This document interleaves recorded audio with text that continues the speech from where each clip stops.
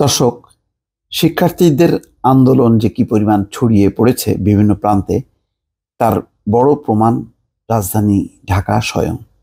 শনির আখড়ায় অনেক রাত পর্যন্ত পুলিশের সংঘর্ষ হচ্ছে এবং সেই সংঘর্ষে পুলিশের গুলিতে ইতিমধ্যে ৬ জন আহত হয়েছে। রাতের কি পরিস্থিতি হয় সেটি বলা যাচ্ছে না, তবে পরিস্থিতি যথেষ্ট পরিমাণ উত্তেজনাকর এবং থমথমে। কখন কোন অঞ্চল থেকে যে গোলমাল শুরু হয় এবং উত্তেজনা শুরু হয় কেউ বলতে পারছে না। দিনে ক্যাম্পাস, রাতে রাজধানীর বিভিন্ন অঞ্চল এবং বিশেষ করে শনির আখড়া এবং আগামীকাল যেই কমপ্লিট শাটডাউনের পর পরিস্থিতি কোন দিকে উন্নীত হয় তা নিয়ে উদ্বেগ উৎকণ্ঠা দেশবাসীর। খবরে বলা হচ্ছে, রাজধানীর শনির আখড়ায় আজ দিনভর ঢাকা চট্টগ্রাম মহাসড়ক অবরোধ করে রাখার পর সন্ধ্যায় কোটা সংস্কার আন্দোলনে যুক্ত শিক্ষার্থীদের সঙ্গে পুলিশের সংঘর্ষ বাধে।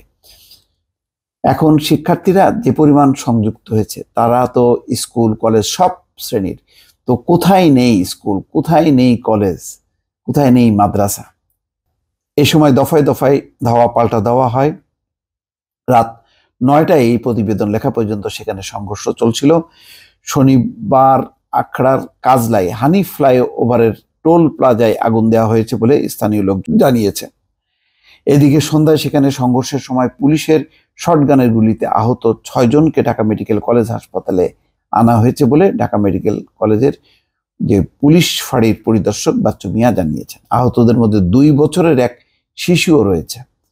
আহতরা হলেন ইরান সোহাগ বাবু মিয়া ও তার শিশুপুত্র রোহিত মিয়া এবং স্কুল ছাত্র মাহিম আহমেদ।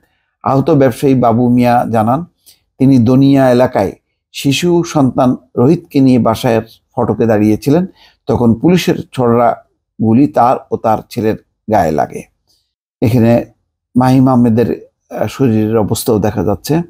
আহত স্কুল ছাত্র মাহিম আহমেদের বাবা মোহাম্মদ আলী জানান, সন্ধ্যার দিকে কোচিং শেষ করে তিনি বাসায় ফিরছিলেন, তখন ধাওয়ার মধ্যে পড়েন। এ সময় পুলিশের ছড়া গুলিতে ছেলে আহত হন। এর আগে সকাল 10টার দিকে শনির আখড়ায় ঢাকা চট্টগ্রাম মহাসড়ক অবরোধ করে কোটা সংস্কারপন্থী শিক্ষার্থীরা। দিন ভোর চলে, সকাল থেকে শুরু করে এখন ৯টা 10টা বেজে গেছে, এখনো চলছে। সন্ধ্যার দিকে পুলিশ অবরোধকারী শিক্ষার্থীদের ছত্রভঙ্গ করে দিতে চাইলে সংঘর্ষ বাধে। এরপর দুই পক্ষের মধ্যে কয়েক দফা ধাওয়া পাল্টা দেওয়ার ঘটনা ঘটে। রাত 8টার দিকে যাত্রাবাড়ি থানার পুলিশ পরিদর্শক জানান, শিক্ষার্থীদের ঢাল হিসেবে ব্যবহার করে স্থানীয় বিএনপি জামাতের লোকজন ঢাকা চট্টগ্রাম মহাসড়ক অবরোধ করেছিল। সন্ধ্যার দিকে তাদের ছত্রভঙ্গ করে দেওয়া হয়। পুলিশের গুলিতে কেউ আহত হয়েছে কিনা তা তিনি জানেন না। দর্শক, এই শনির আখড়াকে কেন্দ্র করে যেই পরিস্থিতি, যথেষ্ট এটি উদ্বেগ উৎকণ্ঠার মধ্যে আছে সবাই, এবং অনেকে আশঙ্কা করছেন যে এই ঘটনার পরিপ্রেক্ষিতে রাজধানীর অন্যান্য অঞ্চলেও ছড়িয়ে যেতে পারে। ভালো থাকবেন, আল্লাহ হাফেজ।